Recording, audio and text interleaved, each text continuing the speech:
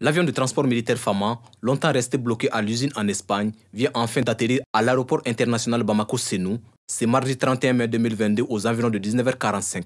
C'est l'annonce faite à chaud par l'armée malienne sur l'arrivée du fameux Casa C-295 dont l'acquisition avait fait couler beaucoup d'encre.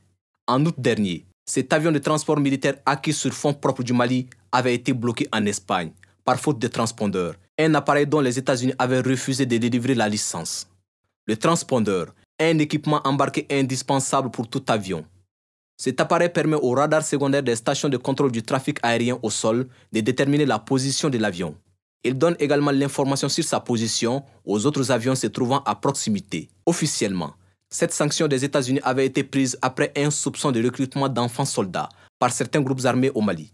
Un soupçon qui était basé sur un rapport de l'ONU datant de 2019, indiquant qu'il y a eu le recrutement et l'utilisation de 215 enfants.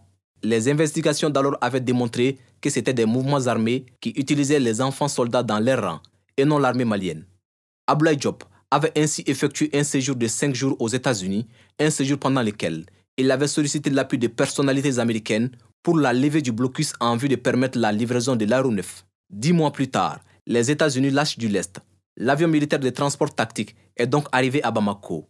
Il a une capacité de 48 à 71 passagers et de 7 tonnes de fret.